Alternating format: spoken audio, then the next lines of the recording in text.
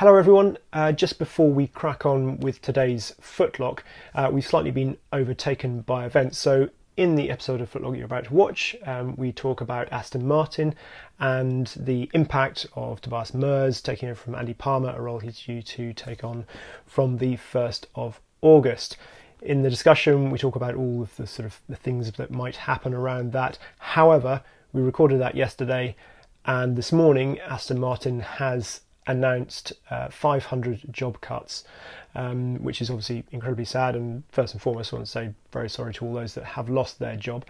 We obviously didn't know that about the time we were discussing it. They've said it is partly due to coronavirus and obviously the impacts that has had on sales and everything else.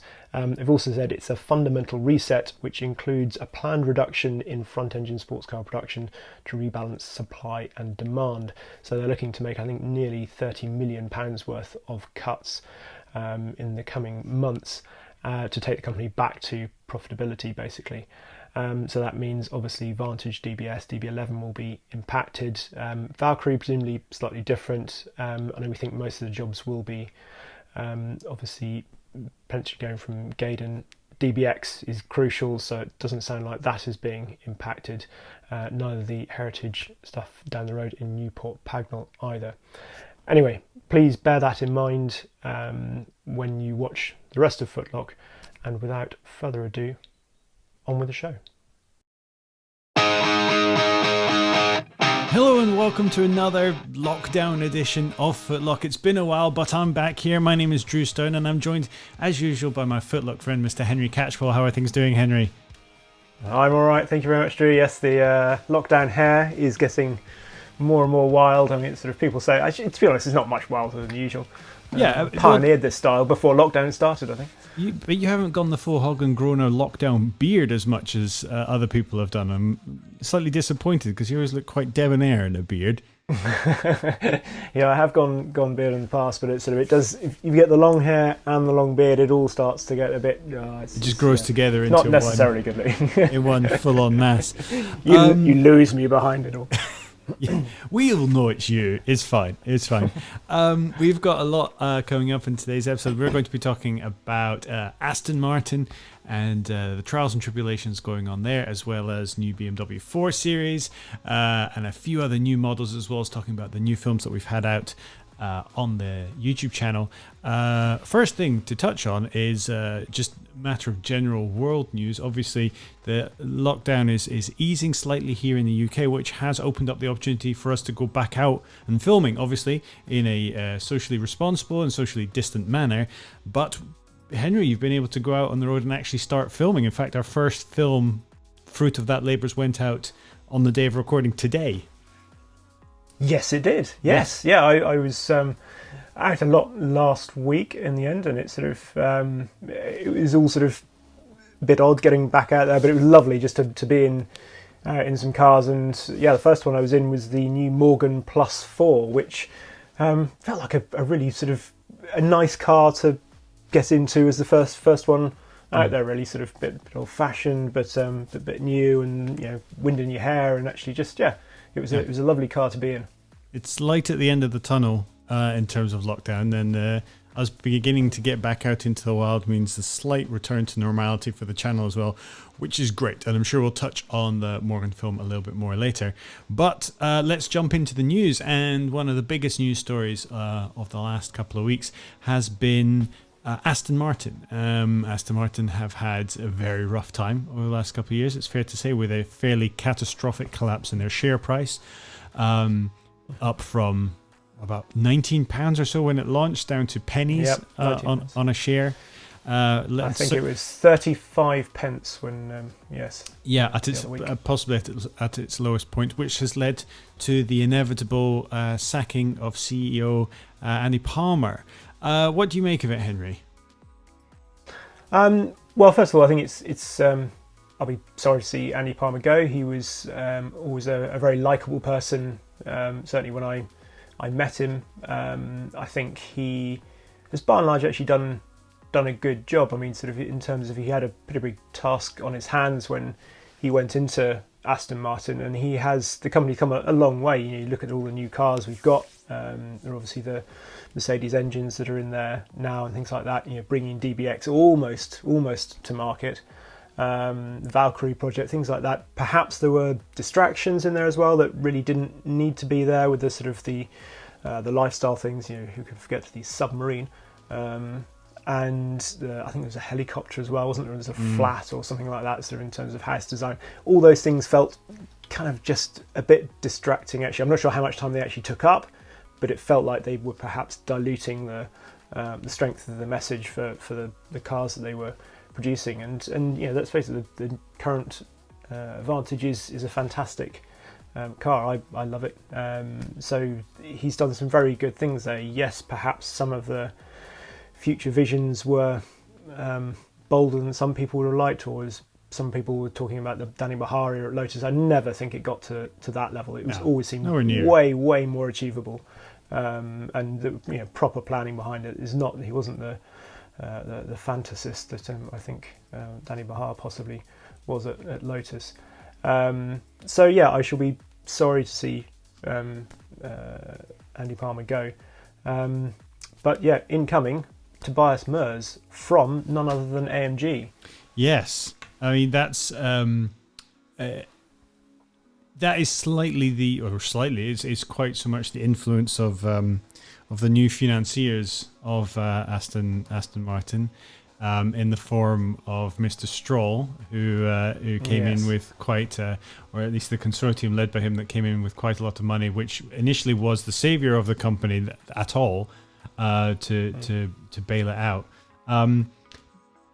I think, just touching on what you said, Andy Palmer was definitely, of all the CEOs of companies, he was definitely one of the most approachable and always happy to communicate with journalists face to face. I mean, I haven't spoken to that many CEOs, but I've spoken to him directly, and he was always very open and honest and very enthusiastic about what he did. And I think you're right that the cars have got better over his tenure there.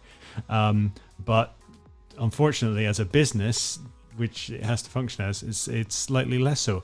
What do you think? What do you expect from this change going to? Or we're already seeing such an influence of AMG over Aston Martin in terms of what the cars are able to do, but now also from a business standpoint, what do you think they'll be bringing with them from that Mercedes AMG way of thinking into Aston Martin, and what benefits do you think we'll be able to see in the short term as Aston Martin tries to pull itself out of this hole it's in? I think that's one of the really interesting things, because we don't know at the moment. There's obviously the link already with the engines, so it's now a question of, does Tobias Mers coming on board signify an even greater link with Mercedes AMG, or is that sort of purely coincidence? Did he happen to be the right man for the job, and the sort of the engine link is a distraction, if you like? Is it not going to further that anymore? I don't know at the moment. In terms of Mers himself, he's a Mercedes AMG man through and through. He'd been at AMG since, I think, 1994. I did look it up. Yes, 1994, and 2013 was when he was took over the chairmanship of the board of Mercedes AMG.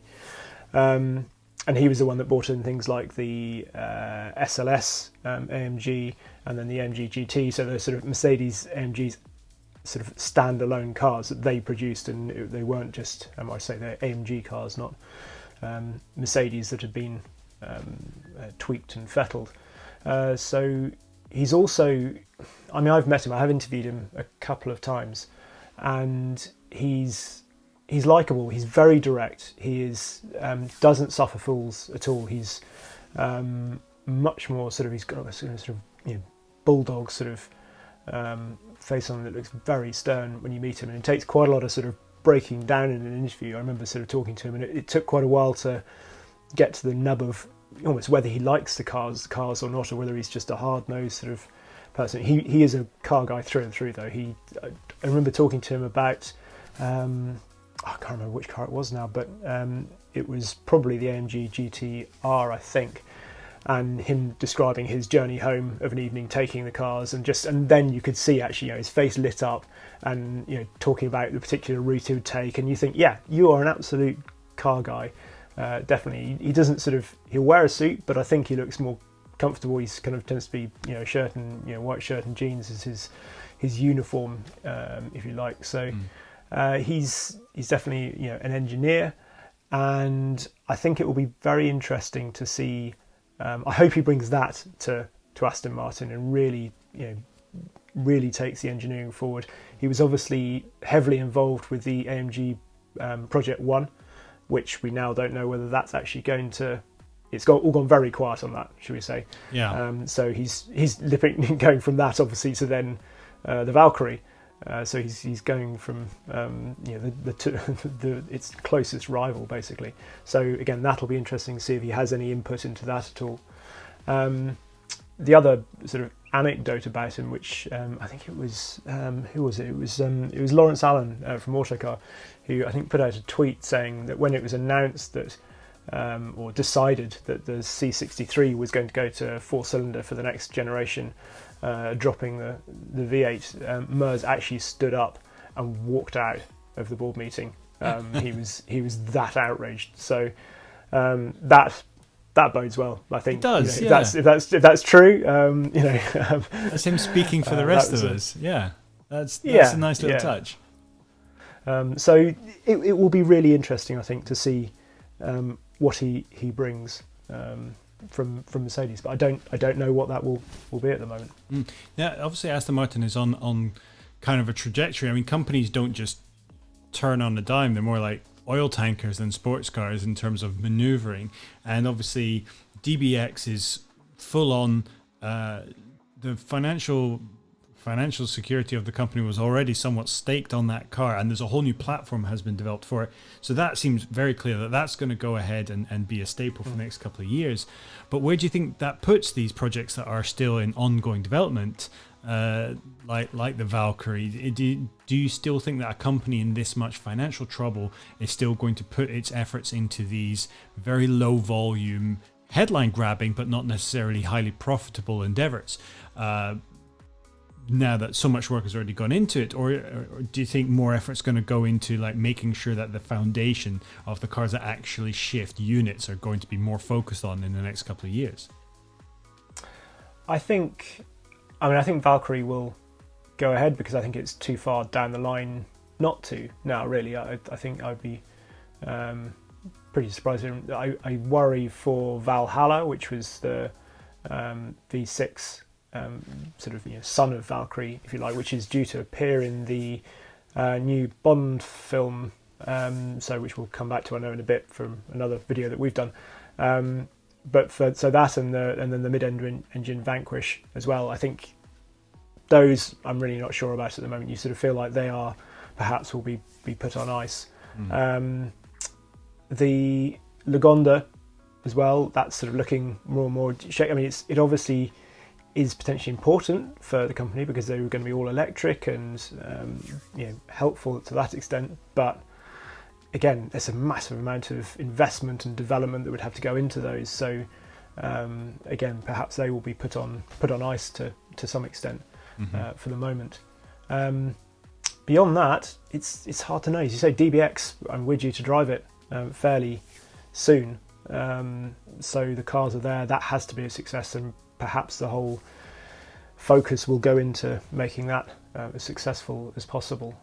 But as you say, Mers can't really have too much influence over that, I would have thought, at the moment. So it's hard to know where his sort of interest is going to lie first. Will he sort of double down on Vantage and really try and pick sales of that up, or what? Who knows?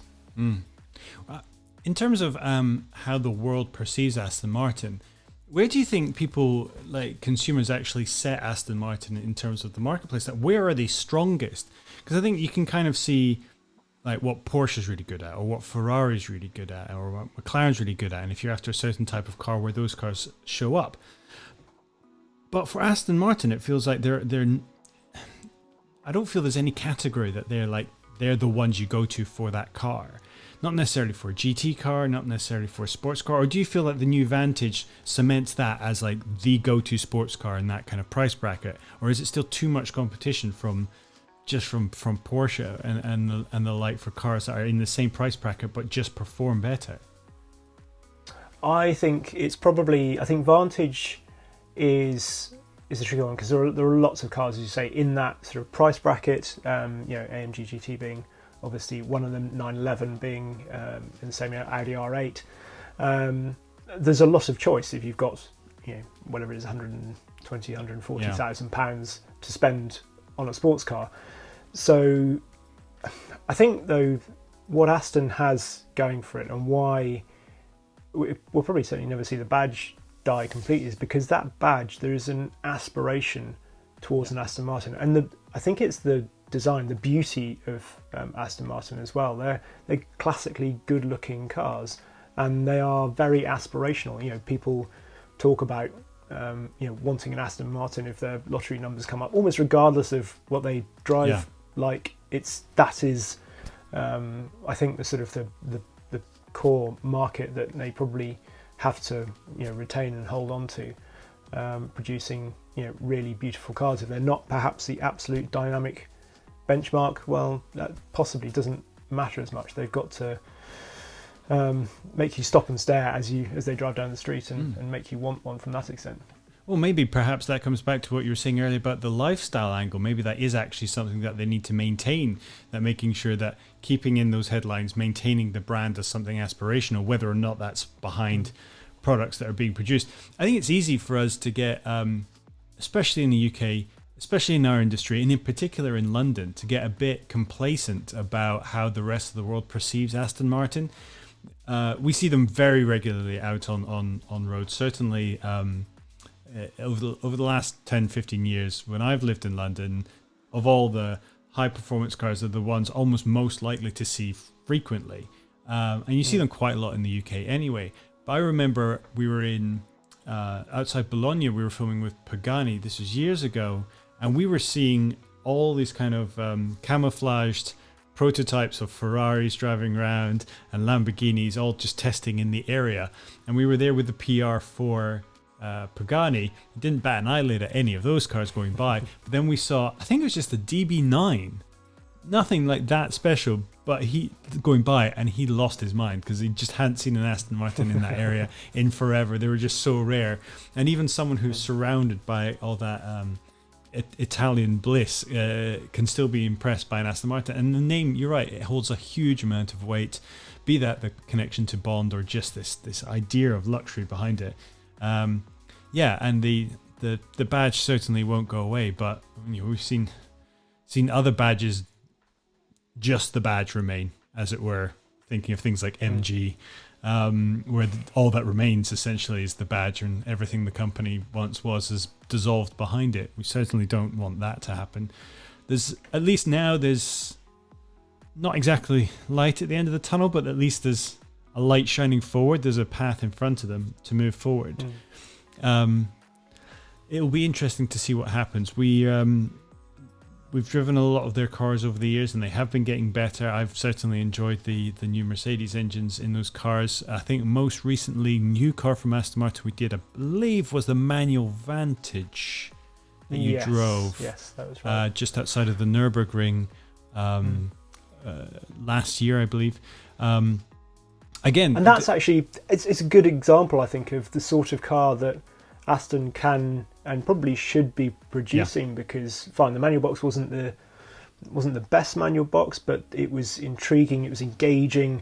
The car, it suddenly that made the car stand apart, certainly from a mechanical standpoint from other cars. And I think there's sort of a certain, I don't know, it's difficult. You don't want to say go down the traditional route. You don't want to see them becoming perhaps a Morgan, which again we'll come back to. But sort of there has to be something. You have to keep a certain quality to them, sort of not just go down the fully technical route like say Ferrari. You look at DBS, for example, which doesn't have the technical ability of an 812 Superfast, but is a staggeringly beautiful car, I think, and almost on sort of not quite that alone, but sort of that and the noise means that it stacks up as a proper alternative to the Ferrari, even if it's technically a bit further behind. So the essential building blocks of what could be a successful company are there. They've got expertise, they've got design, engineering. They've got and brand identity. They've got all these pieces. So it's just finding, I guess, the right person who can actually make that into a viable company that can survive. Obviously, 2020 has thrown a spanner in all works of all kinds, made everything harder for absolutely everyone, and will probably go down for a lot of us as the worst year ever. But if Aston Martin can come out the other end with a slightly more secure future than it went into this year, then that's a good thing. And although we are sad to see Andy Palmer go, business is business, and Aston Martin needs to survive. So I guess we all understand why these things. And it was only 6 years. I was surprised. In my head, he'd been there for ages. Yeah, it was only 6 years that he'd been there. Which was, in my mind, it was a lot longer. But these things, business moves quickly. What can I say? Let's move on from Aston Martin to BMW, because we've seen the new 4 Series. We've laid eyes on it, and it's by all means a noteworthy design. There's some. Well, what do you make of the design, Henry? It's what are your thoughts? Well, I thought before we get to the design, let's say a few bits about sort of what it is first. So they're bringing out the top of the range is going to be the M440i, 369 brake horsepower. They're going to be a couple of others. So there's going to be a couple of 4-cylinder ones, 420i and 430i, 184 brake horsepower, 255 brake horsepower. Some diesel engines as well, 420, 430 and 440D. They're only going to be available with ZF 8-speed. Yeah, no manual. That's manuals at all. Yeah. And the M440 is only going to be available in X-Drive as well. They're not going to have rear-wheel drive. That's right, yes, absolutely. 0 to 62, 4.5 seconds, 155 miles an hour. Interior is the same as 3 Series, which you've seen already, obviously.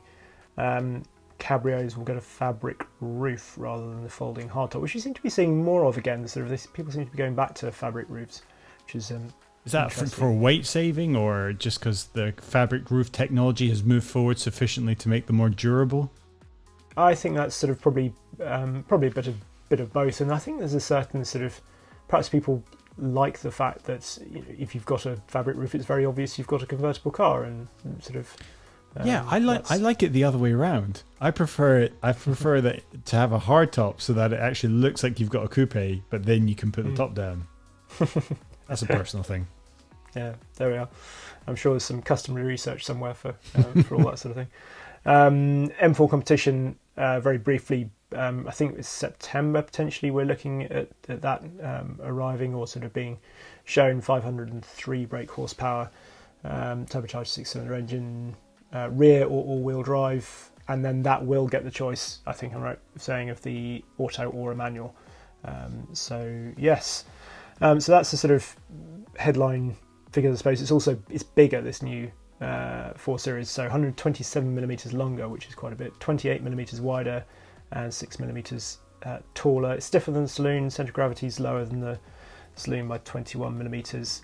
Optional M Sport suspension and passive dampers is standard, but the optional active ones available as well. So that's sort of that's the hardware stuff. Nothing, say, too stand out sort of from that, apart from being bigger than the auto boxes. Yeah, they're all on those ZF boxes. So that's not a DCT. No. Okay. I mean, it's a very good auto box. Oh no, absolutely. It's, if you're going to pick one, then and to most people, I think it will be absolutely ample. I don't think there's probably a need for a DCT on that sort of car. And then we have the design, which from the rear I think looks great. I think it looks really nice almost everywhere. I think the design of it quite often it's kind of a very small creep in design, whereas this feels like it actually looks like tomorrow's car. Like it looks like it's futuristic and the just slight trimming of those lines, it feels like a nice evolution for the design. I really like it. And then you get around the front, And I mean, there's no other way of putting it. It's a very large grille. It is, yeah. You kind of get smacked around the eyeballs by that grille, don't you? It's huge. And then if you, as we have to in most of the world, put a front number plate on it, it's like just the grille above the number plate is a big grille, and just the grille below the number plate is a big grille. And then there's the bits to the left and right of the number plate are also big grills, and then it even just makes it look even bigger. And I mean, a big grille in itself is something I think we've got more used to. I mean, Audi's been making grills bigger and bigger for ages. You know, you look at the RS6 grill; it's enormous, particularly with the black pack that sort of seems to extend it even further, sort of around the edges. And of course, you put a front number plate in that, and it doesn't look quite as good. But there is something about the kidney grille, kidney shape that they've done with this that just looks like two big kind of Bugs Bunny teeth. Is all I can see. I'm wondering if it will look better without the number plate. I kind of hope it will. But it's kind of academic because we have to have the front number plate on there. Yeah. I mean, you can't, especially a car coming out of Germany where that's also the law. You can't design a car and go, oh yeah, it looks really good without the legally required number plate. I mean, we saw it pretty much on the concept, and it already looked pretty big there. It's. I mean, I kind of want to. I kind of want to like it just to be contrary, where the whole world is like, "Oh, this thing's look awful," and then I stand up and go, "No, I think you'll find for these reasons it's very attractive." But it is so large. It is. I think it's also because it's taller than it is wide. We've seen a lot of cars with huge grills, but they're kind of proportionate because this feels taller.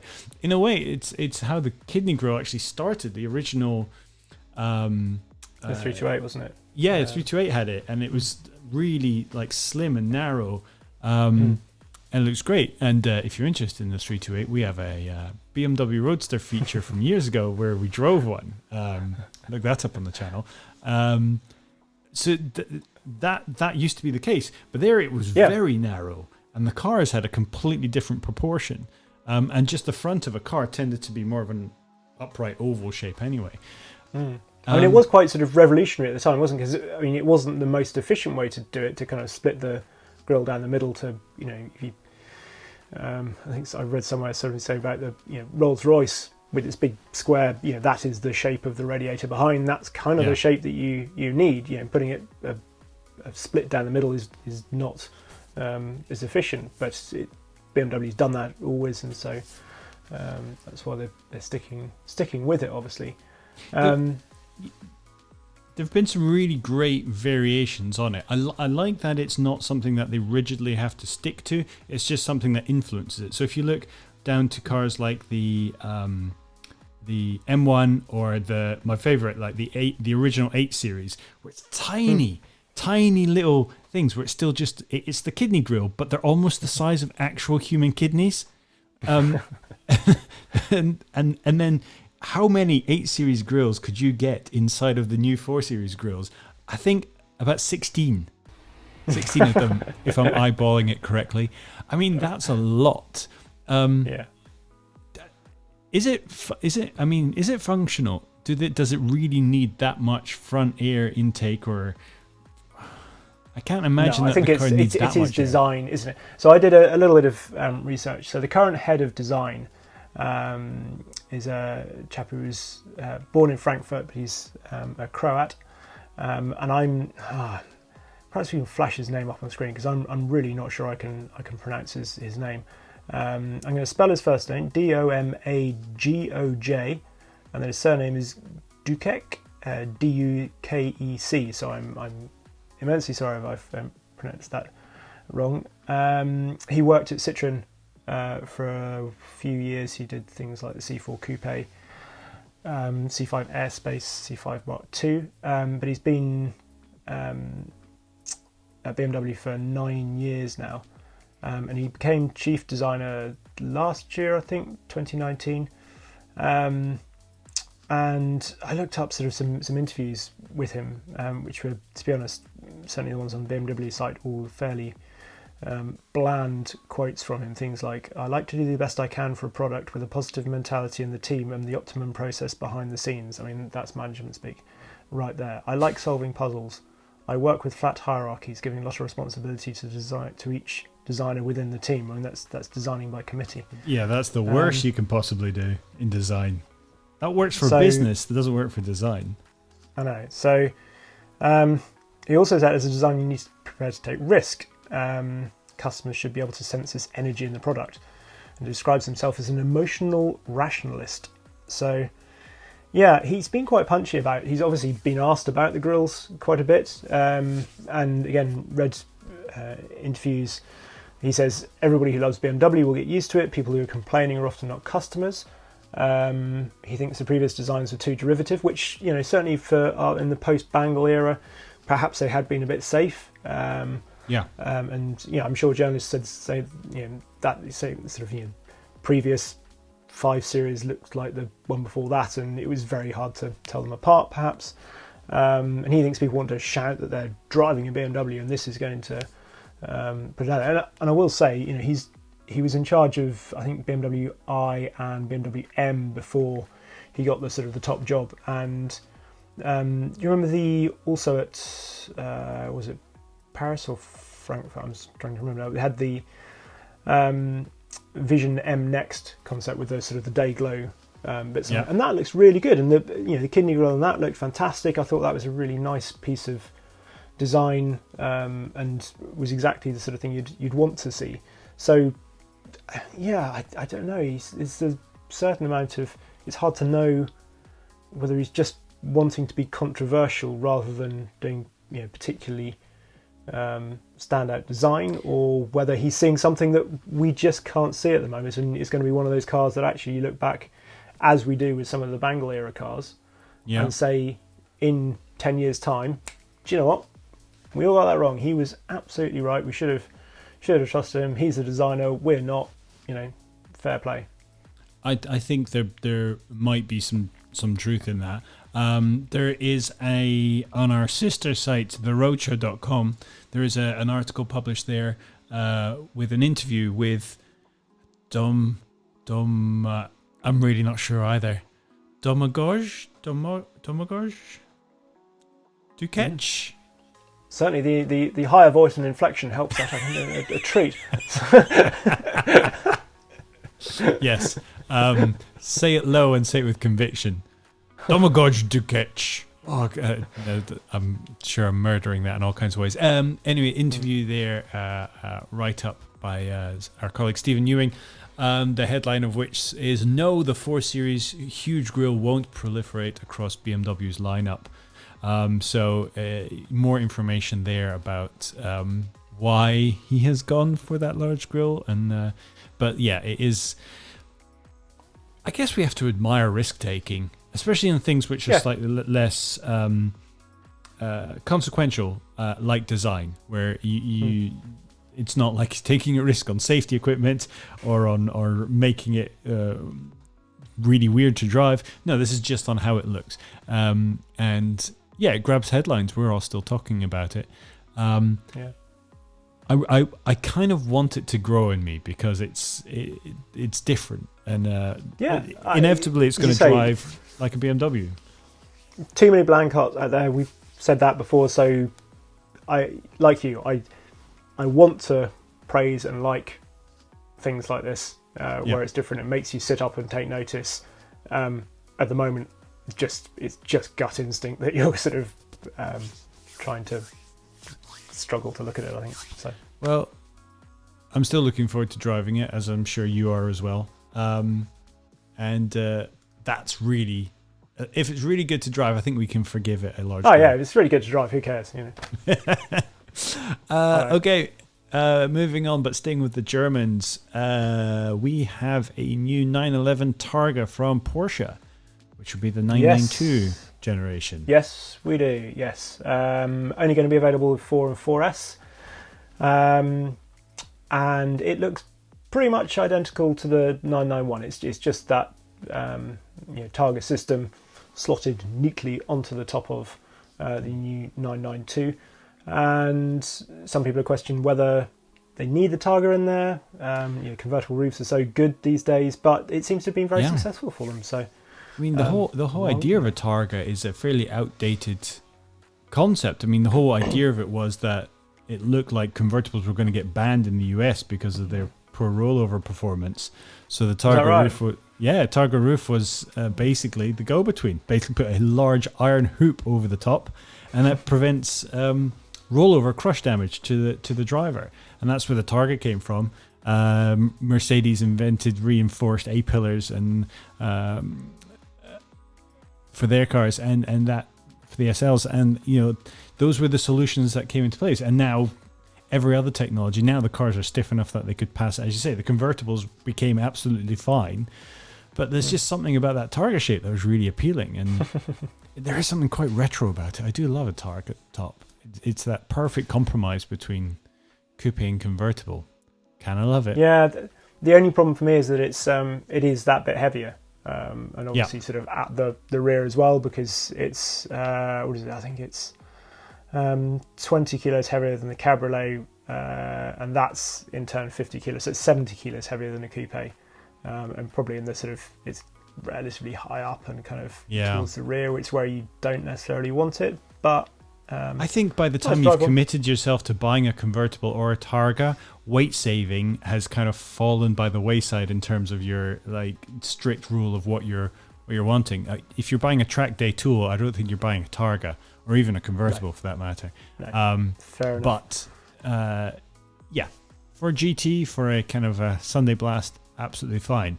The other thing I just wanted to mention on the Targa is that they've done a Heritage Design edition, which I think was released either today or yesterday. And it's really now tips its hat to the 50s and early 60s. The thing I really like, so it uses a 1963 version of Porsche's crest on its bonnet, which I assume is potentially like the Heritage pack that we saw on the Speedster, the last of the 991 GT cars. But it's got corduroy trim for the seats and door trims, echoing some of the classic Porsche 356 models. And I had a look at the pictures. It does look pretty. I like the idea of a bit of corduroy inside the car. That sounds pretty cool. Yeah, I mean, you could any kind of throwback 70s stylings, you can camouflage yourself inside, make it look like you have no legs. I don't know. So, I'd have to see it for myself. I'm not too sure about corduroy interior. I'll go for some weird interior options, but that I'm not too sure about. Next, you'll be telling me that velour is an option. Whoa, I love a bit of velour. That would be nice, wouldn't it? Yeah. They're only going to make 992 Heritage editions. Of course. And they're going to be, so a standard Targa 4 is £98,000, just over £109,725 for a 4S, and then £136,000, £643 for the Heritage edition. So yeah, strong money in 911 terms, certainly for non-GT cars. More than I have in the account, put it that way. Yes. However, moving on to something that is slightly more on the affordable range, Suzuki have got a new Suzuki Swift. Yes. So it's a new Swift Sport, and it's gone mild hybrid. Price has gone up to by £3,500, which is a lot. So it's now up to £21,500, which that's a lot of money. It's a lot of money for a Swift Sport. It hasn't gone up that much in weight, which is good. It has gone up a little bit. It's only gone up 15 kilos. The power outputs are vaguely similar, but it's still it's 3 pounds-foot of torque more, so 173 pounds-foot of torque, 2000 RPM, but it's 11 brake horsepower down. 0-62 is a full second slower to 9.1 seconds. So yeah, it's difficult. I don't know whether, I sort of feel in a car like that so the mild hybrid system is aimed at sort of basically shutting the engine down more often when it's not needed around town. I get all that.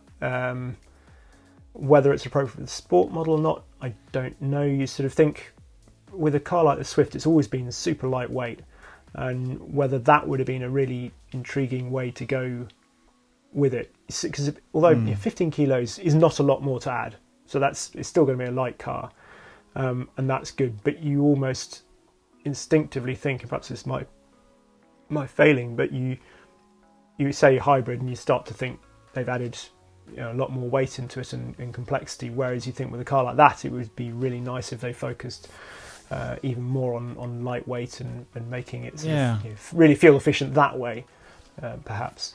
Well, the headline of we've added a little bit more weight, taken a little bit of power away, kind of makes me think it's going to lose its crown as like the go-to ring taxi. That's not somewhere where you're going to take full advantage of a mild hybrid system. Everything that's positive isn't going to work for you. Everything that's negative is going to count double against you. Not that that's the main place where these cars get deployed. It's just a famous place where they're getting deployed quite a lot. Yeah. And it just seems a shame for them not to focus on that side of thing. As you say, with the Sport, which does feel like it's in a different category completely to the regular car. And, that price hike, putting it up against something like Fiesta ST, which is just so good, that's really starts to look very punchy. And so, might have to try and get one in and try and drive one. Yes. See what it's like. Maybe take it around the ring. Moving on, a different kind of ring. There's a 1970s short film that I'm sure a lot of you are highly familiar with, C'est un rendezvous, which was a short film made by Claude Lelouch, where he highly irresponsibly drove at high speed through Paris, with some speeds topping, I believe, around 150 miles an hour at some places. Crazy speeds. He averaged 50 miles an hour over that distance, up to the Sacré-Cœur on a Sunday morning in the summer, in a film that is still shrouded in a lot of mystery. There's still quite a few things that he's very unclear about, including the actual camera rig.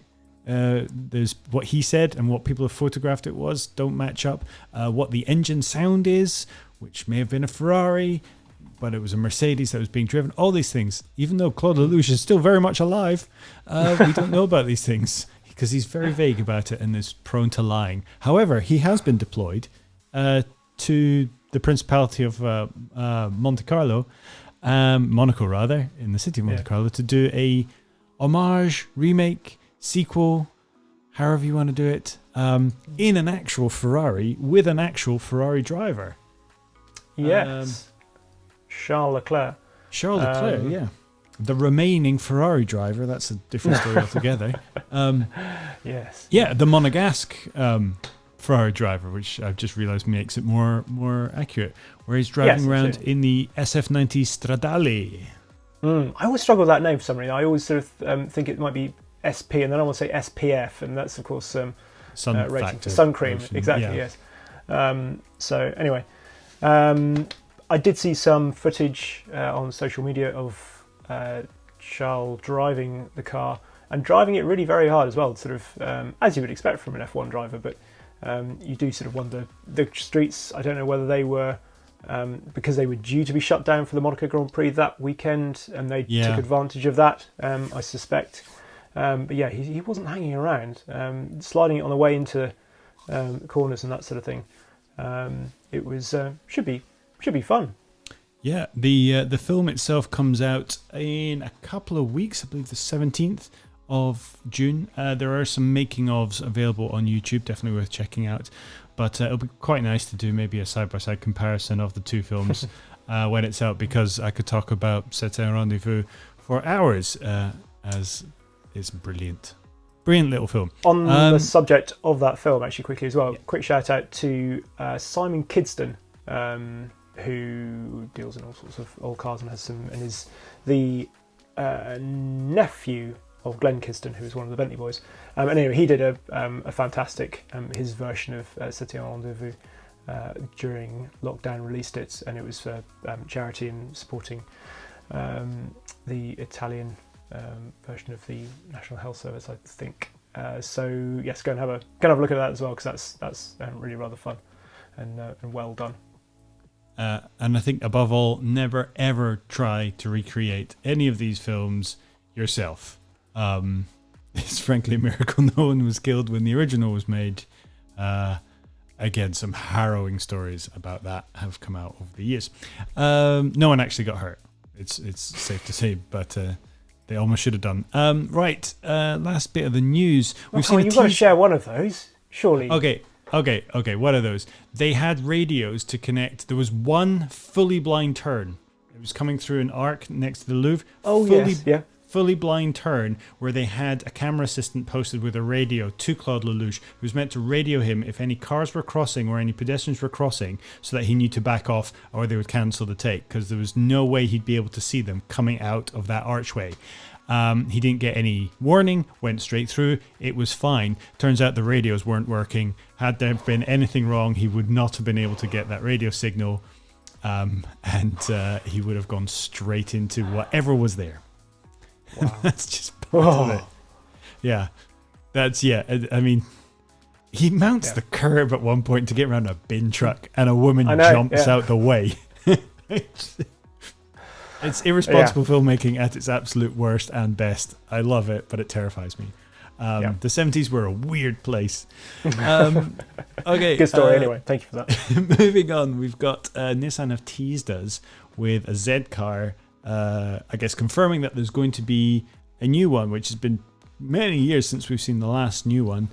From what I can gather online, it's looking like a 400Z might be it, but what that actually means, question marks. What do you think, Henry? Yes, lots of question marks. I mean, it's nice that they're doing it, really, isn't it? That's pretty much all we can say. The silhouette of the car with a little bit of outline and sort of a bit of headlight in there looks very cool. The 350Z and 370Z were great cars to have in the marketplace. They made your buying options that much richer for that sort of thing. And I had some great times in both those cars, actually. Particularly 350Z, I think, is still a cracking car.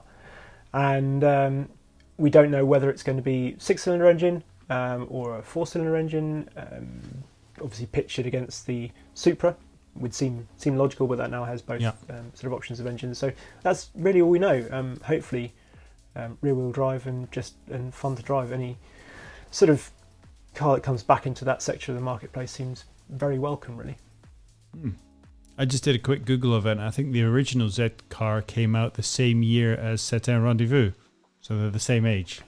We knew that. You can cut out the Googling bit and we just sort of perhaps redo the intro to this. So sort of going from, sticking in 1976 or whatever. I just Googled it on the side. Went, ooh.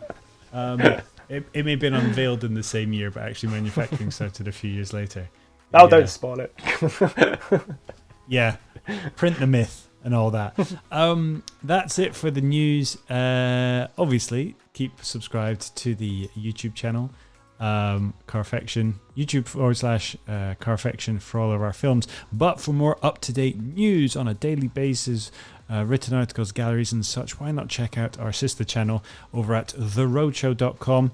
Everything that we post also gets posted over there, but they go into way more depth in a lot of this news with new video and articles every single day.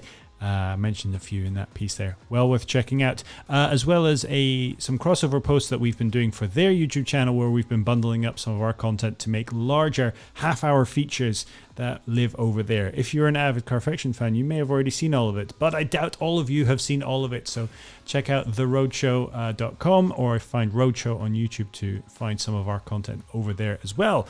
But over on our YouTube channel, youtube.com/Carfection, as I'm sure you're very much aware, we've had some great stuff coming out. We talked about the Morgan earlier. We touched on it. That was one of the first films that you guys have been able to go out and film since the easing of lockdown regulations here in the UK. And it's a great film. Definitely go and check it out. But coming back to our Aston Martin conversation, there was a slightly more special film that we put out that was filmed before lockdown. I think only fair that you go into a bit more detail on that, Henry. Yes, so this was driving James Bond's DB5, but not just a DB5. This was the stunt car, or one of the 8 stunt cars, in fact, they produced for the latest film, which has obviously been delayed, No Time to Die, and it's such a cool car. It really is. It's just, I would have one over an original DB5 because it's carbon fibre body, so it looks, if one went down the street, we didn't hear it, you would just think it was a normal DB5. So the looks are absolutely spot on, and it has the right steering wheel as well. Yeah, it does. So you couldn't even tell from the steering wheel. No, and that is part of what actually makes it quite interesting to drive. It has it's got a BMW 6-cylinder engine under the bonnet. Did they actually confirm that? No, they didn't, and they did. They were being very coy about it, and I'm not entirely sure why, because it's very obvious from the gear knob that it was a BMW engine, M3. So they changed the steering wheel, but they didn't. Kept the gear knob. They didn't keep the period accurate gear knob. And let's face it, they've got Mercedes engines in, their road car, their normal road cars. So why borrow? Anyway, there we go. Sounded fantastic. Maybe that's a MercedesAMG thing. Okay. Yeah, maybe it was. Yeah, don't tell them that. Yeah, maybe. Speculation. Exactly. Yeah. So I never actually saw one of the bonnets, so maybe it wasn't best. I just put a BMW gear knob on it, and it sounded like it. But Occam's razor suggests. Anyway, 300 brake horsepower, rear-wheel drive, double wishbones all round, Öhlins dampers, and proper limb slip diff in it, hydraulic handbrake. Not that you really needed that, to be honest. And it was just so much fun. So that's the perfect recipe. 1,000 kilos, 300 brake horsepower, rear-wheel drive, limb slip diff. You're looking pretty good from there on in. It was interesting to drive to the extent that the rubber was a sort of a more modern compound, but looked like old rubber, and obviously still had the sort of a relatively narrow contact patch for that sort of power, and so you had to be quite patient on the way into corners and sort of then let it transfer and be quite sort of careful on the braking, be quite aggressive with the engine braking if you really wanted to get the most out of the braking, I think. The interesting thing is when it was oversteering, because you had this big wheel, and so that puts you in mind of driving a classic car. And I've driven DB4 GT continuation and DB4 GT Zagato continuation, so I sort of that's I suppose what I had in my head. And those are cars that you can drive certainly with oversteer, but you keep them quite straight. They sort of drift nicely, and you don't really want to have lots of lock on, whereas this was like a Mark II Escort in a way. So actually you would get to a point where you think, I don't want it to go any further than this, because then it will just get really scrappy and go way over the limit. In this car you could just bung everything at it, and that was actually really happy at big angles of oversteering. You obviously had more lock anyway to catch it, so that was where it was really good. So you just light it up and sit there with the thing at a big angle, and it was great. The difficulty then is obviously getting the lock off again. You've got this 3-spoke, which is always a bit confusing. So it was, and even more confusing. I drove 2 cars, one which had damage and one which didn't, and one of them had a spoke, had the Y sort of upside down, so you had a spoke pointing to 12 o'clock. The other one had the Y the normal way up, so you had the sort of the V like that, and then there was a piece of tape at the top. So I mean that was confusing as it is. So you just have to, it's getting the lock off again, which is the tricky bit. But I kind of liked it because it just made it that much more. It wasn't just here it is, it's very easy to drive. You had to really think about it and learn it, and it was great. I loved it. Can you tell?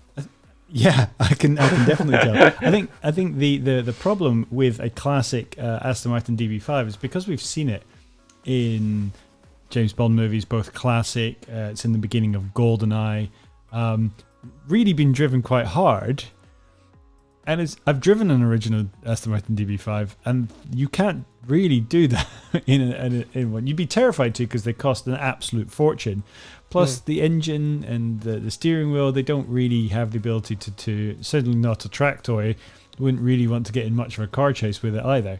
So the ability to have that exterior and most of the interior experience, but then have something that drives like you're an MI6 agent evading capture, yes, that is the best of all worlds. I can definitely understand why you would prefer to have that over an original DB5. And frankly, it's what the whole resto mod industry is built on, right?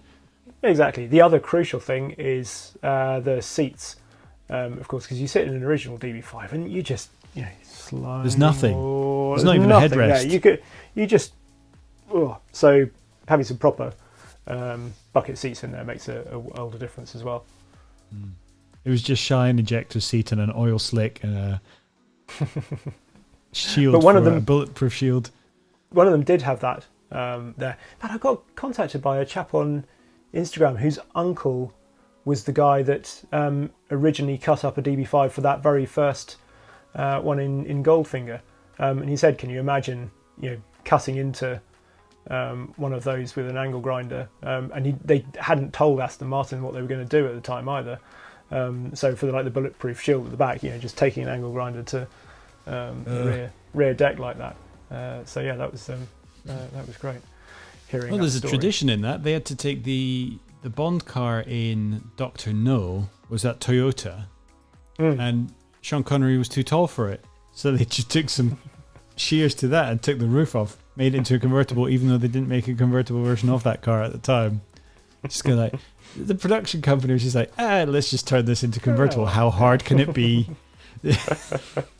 I'm not sure how that would go across in the car industry, especially for something you're then going to try and take on a car chase. You made everyone extremely jealous with not only getting to drive an original DB5, but getting to drive that BMW powered, resto modded for the want of a better phrase, DB5.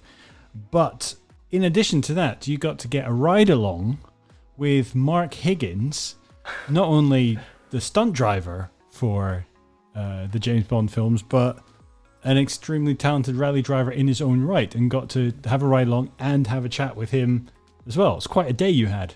It was, yeah. He's 3 times British rally champion, and I've known Mark for quite a long time now, actually. So I think it was might have been Rally Sweden on at the time when we actually filmed that.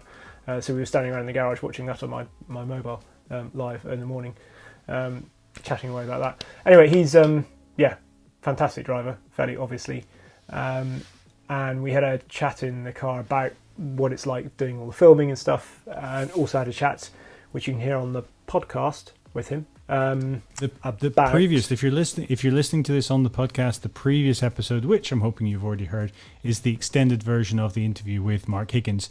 If you're not listening to this on the podcast and you're watching us on YouTube, why not check out our podcast? You can find the Carfection For the Love of Cars podcast wherever you find good podcasts.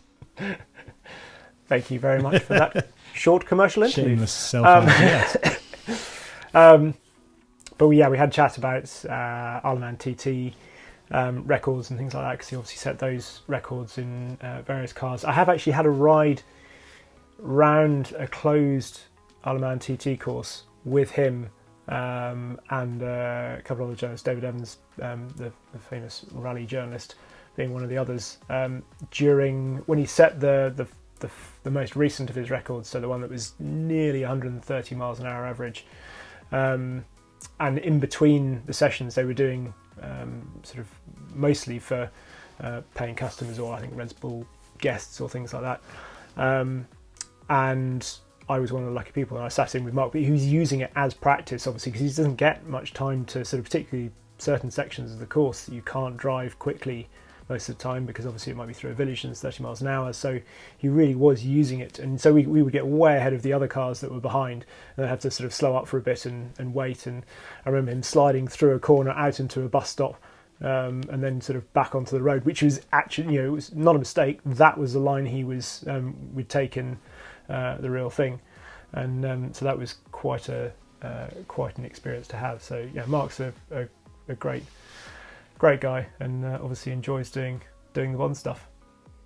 Were you in that interview? You discussed with him one of those times where he was doing a full lap with a journalist in the car, and had a bit of a moment, which it was the moment. It was the moment understatement of the moments, century. I think. Yeah. I went back and I watched that clip. I had seen it before, but after the interview, I went and watched it again. And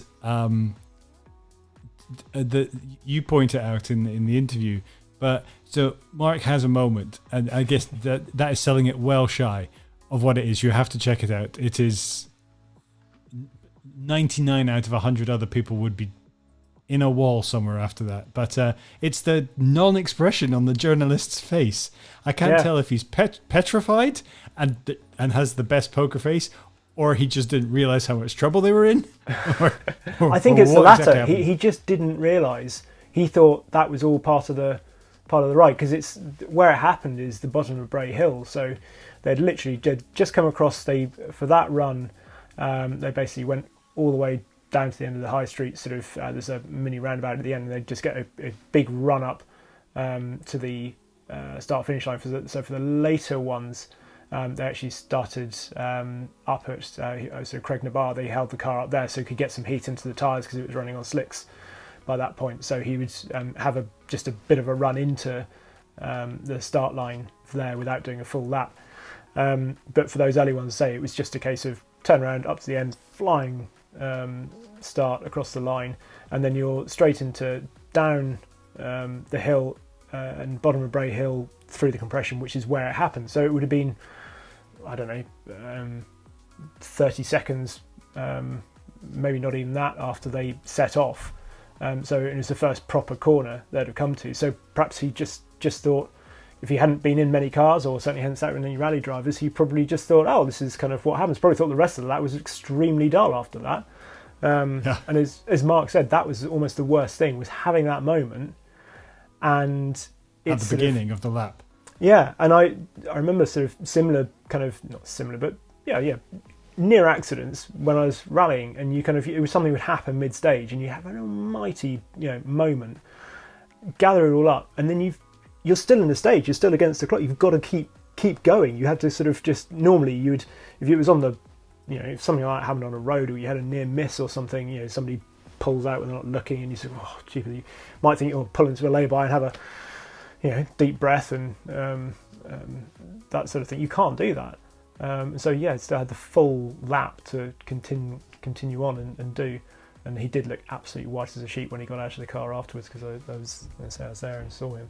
And to make a rally driver of his calibre look that unnerved takes quite something.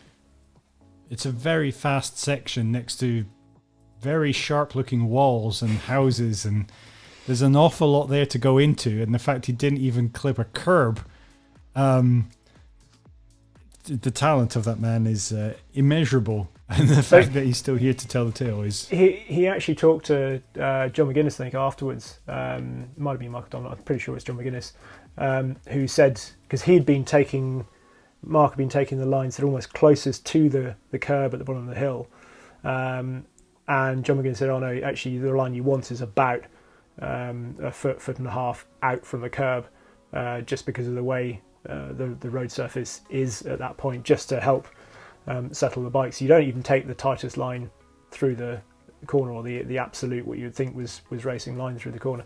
And if you ever go to the Isle of Man TT, and obviously it's not on this year because of coronavirus, but I had lots of people say, oh, well, is it difficult to get around? How you get there? Sort of, you need a car and all that thing. You can fly into Douglas, get the bus down to, or fly into the airport, get a bus down to Douglas, which costs you about twopence. And as long as you've got somewhere to stay, that's the most difficult bit. Then all you need, really, certainly for a first time there, is within walking distance, because you can just walk down to the bottom of Bray Hill and watch down. It's still one of the best places to watch, because the bikes are going through there at 160 miles an hour plus. And I remember the first time you hear them go through, and you hear them as they come through, and you think, what's that noise? And you suddenly realise next one comes through, and they're bottoming out, and it's the bodywork just kissing the tarmac as they go through the compression, and you think, it's 160, 170 miles an hour they're doing this, and it's just insane. Absolutely insane. Anyway, there we go. Sorry, off on a tangent. No, it's a magnificent place. I've never been to the TT, but I've been to the Isle of Man to drive a couple of times, and it's brilliant when you're up in the mountains and you're getting to drive on those unrestricted bits. If you're unaware, the Isle of Man is the only place in the British Isles, and one of only a couple of places in the entire world where you can have a fully paved road with 0 speed limits. Except unlike the Autobahn, where it's 4 lanes wide, dead straight most of the time, this is a windy mountain road, 1 lane with traffic going in both directions. And there it's exciting, but it's when you're in the towns you realise, they're very strict in the towns on their speed limit. So I've only ever been through there at 30 miles an hour. But you're looking at it going, how do people do this at that speed? When you watch it on TV, it's frightening. It's worth saying terrifying. actually the police are very hot up on the mountain. Obviously, there's, you say it's de-restricted, but they're really hot on driving standards. So fine, you sing, but they're kind of almost more so than you might expect or whatever. It's not just a total free for all by any no, because it's imagination, is it? It's two-way. There's blind turns, there's crests, there's cliffs, there's walls. You still need to be safe, but is a thrilling place to be. If you've never seen the movie TT Closer to the Edge, I certainly recommend it for if you've never been to the Isle of Man, never watched anything about the TT, maybe don't know anything about bikes at all, like me, it's certainly a good introduction to the space, and it gives you an idea. And then once you've watched once you watch TT Closer to the Edge, go on and watch Road, which is all about the Dunlops. Dunlops is who does the Liam Neeson does the voiceover or narration for it, but it's absolutely TT Close to the Edge, brilliant. Road, next level, just stays with you. Need to go and watch it. Actually, I might go and watch that again. Put that on the list of things to do. Actually, I might be in a bit of a bike mood because I don't know if you can see it over my shoulder. Have you built it yet? We mentioned. No, I haven't. But what have you been doing? Build this. I know. It's this is my next Lego build project. We'll be filming the build of that this week. Very tasty indeed. Which you would have known if you were taking part in any of the Carfection quizzes, which is another point. We've done a couple of them in lockdown. I think it's about time that we got another one scheduled. Wouldn't you say, Henry? Yes. Yeah, I need to write some questions. So we will let you know when they're happening again. But if you look on the old live videos that have been out on the YouTube channel, you can see that. Previous episode of the podcast has the extended interview with Mark Higgins. That interview, a shortened version of it, is inside the film where Henry drives those DB5s. Brilliant film. Just to round off today's episode, to touch on another great film that was shot quite a bit before lockdown, but that we finished recently and put out, where we finally being the operative word, because it certainly took us a long time to be able to get our hands on it, but you got a chance to go out and drive the 488 Pista. I did, yes. Yeah. And kind of answer the question about whether or not it's a worthy successor, or maybe better than, or not as good than the 458 Speciale. Yeah, I think it's, first of all, got to say, it's worth watching because Charlie did a fantastic bit of editing with the opening segment with it. With I won't give away how he filmed it and stuff, but certain pyrotechnics and stuff involved. But brilliant. Just even if you want to just ignore what you don't want, if you have no interest in what I say about Pista, understandable, then just go and watch it for the intro because I think it is really, really good. Pista itself, really interesting car because I think coming after the Speciale, apparently I said it wrong in the film, but I said it. My Italian's too poor to be able to correct you. Exactly. So coming after that, the 458, I think it was always likely to be. It's a tough act to follow, isn't it? Let's face it.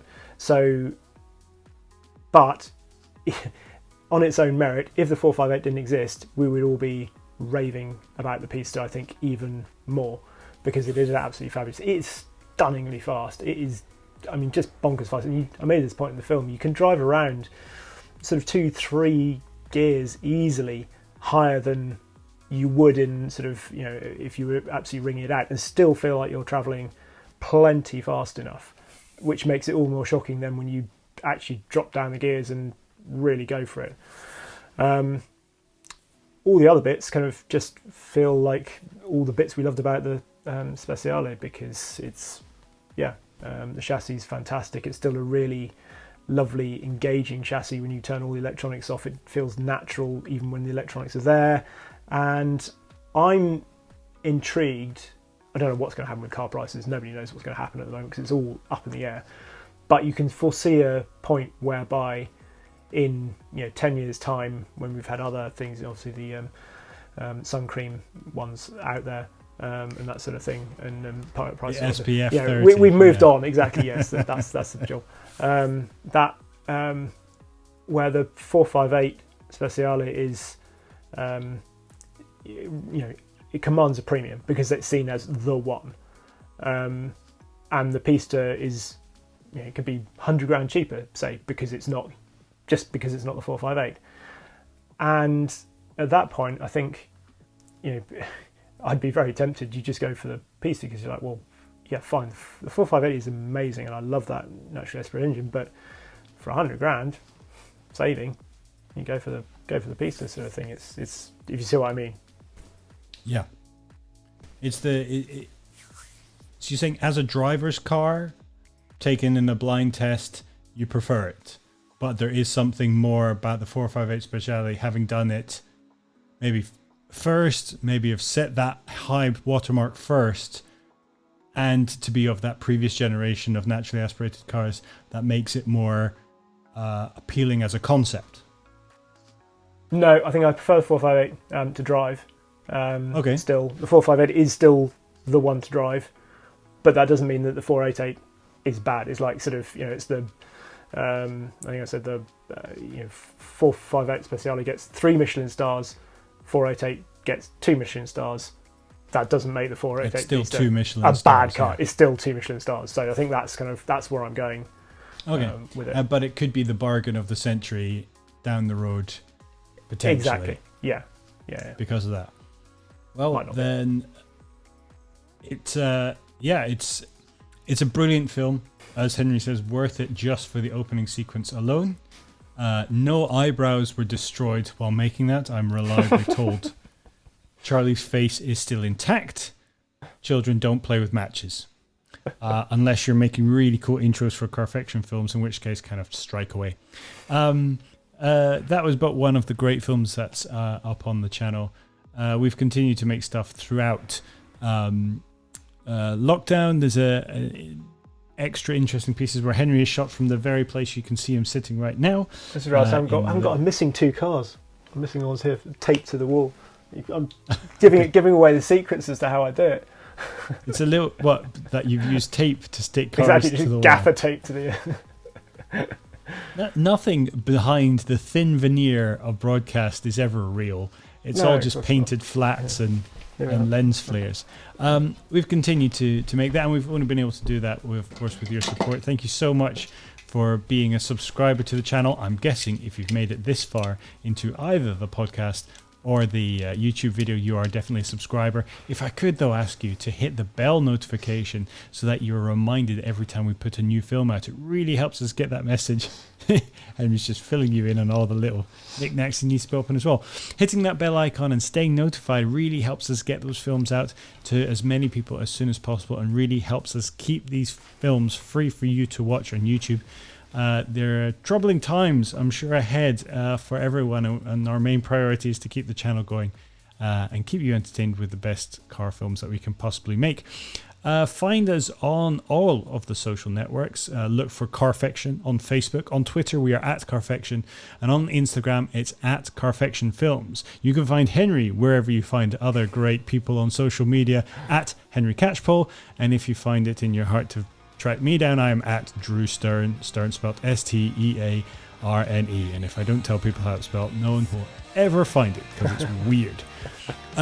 That brings us to the end of another FtLoC. Thank you so much for listening, especially if you're a listener on the podcast. It's been a little bit harder to keep that up to date, but hopefully we'll stay on top of that and keep you informed for those who are just listening in their ears. But for now, Henry, thank you so much for joining me from Studio Catchpole. It's been an absolute pleasure as usual. And it's goodbye from us, and we'll see you again next time.